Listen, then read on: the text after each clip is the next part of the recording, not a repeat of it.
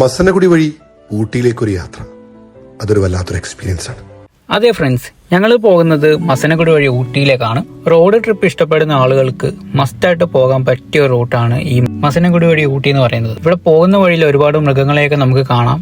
ഇവിടെ നിർത്താനോ ഒന്നും പറ്റില്ല, കാര്യം ഇത് ഫോറസ്റ്റ് റൂട്ടാണ്. അതുപോലെ തന്നെ നമ്മൾ പോകുന്ന വഴിക്ക് ഒരുപാട് ചെറിയ ഗ്രാമങ്ങളൊക്കെ കണ്ട് നല്ല അടിപൊളി തമിഴ്നാടിന്റെ ആയിട്ടുള്ള ഒരു ഗ്രാമീണ ഭംഗിയെല്ലാം ആസ്വദിച്ച് നമുക്ക് അടിപൊളിയായിട്ട് പോകാൻ പറ്റും. ഇപ്പം ഞങ്ങൾ ഓരോ സ്ഥലത്തും നല്ലതുപോലെ എൻജോയ് ചെയ്ത് കുറേ സമയം സ്പെൻഡ് ചെയ്തിട്ടാണ് പോയിട്ടുണ്ടായിരുന്നത്.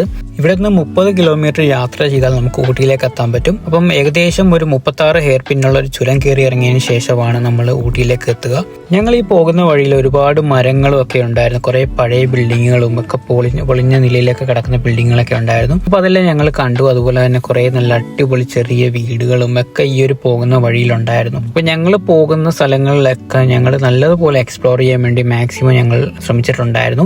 യാത്ര ഇഷ്ടപ്പെടുന്ന ആളുകൾക്ക് മസ്റ്റായിട്ട് പോകേണ്ട ഒരു റൂട്ട് തന്നെയാണ് ഈ മസനഗുഡി എന്ന് പറയുന്നത്. ഒരിക്കലും ആ ഒരു റൂട്ട് നിങ്ങൾ മിസ് ചെയ്യരുത്. കാര്യം എന്താണെന്ന് വെച്ചാൽ അതേപോലെ എക്സ്പീരിയൻസ് ചെയ്യാൻ പറ്റിയൊരു വഴി തന്നെയാണ് എന്ന് പറയുന്നത്. അങ്ങനെ ഞങ്ങൾ ഫൈനലി ഊട്ടിയിലെത്തിയിട്ടുണ്ടായിരുന്നു. അപ്പോൾ ആദ്യം ഞങ്ങൾ റൂമിലേക്ക് എത്തുന്നതിന് മുമ്പായിട്ട് ലൗഡേൽ റെയിൽവേ സ്റ്റേഷനിലേക്കാണ് ആദ്യം പോയിട്ടുണ്ടായിരുന്നത്. ഇവിടെ ടോയ് ട്രെയിൻ കാണാൻ വേണ്ടിയാണ് വന്നിട്ടുണ്ടായിരുന്നത്. ഞങ്ങൾ കുറച്ച് നേരം ഏകദേശം ഒരു മണിക്കൂറോളം വെയിറ്റ് ചെയ്തപ്പോഴാണ് ഈ ഒരു ട്രെയിൻ വന്നിട്ടുണ്ടായിരുന്നത്.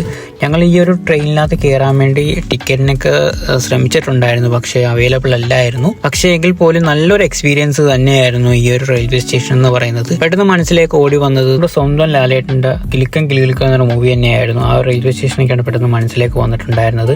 ലൗഡേൽ റെയിൽവേ സ്റ്റേഷനിൽ നിന്ന് കുറച്ച് കിലോമീറ്റർ അപ്പുറം ഒരു റെയിൽവേ ടണൽ ഉണ്ടായിരുന്നു. അവിടെ മുമ്പ് ഫോട്ടോസും വീഡിയോസും ഒക്കെ എടുക്കാനുള്ള അനുവാദം ഉണ്ടായിരുന്നു.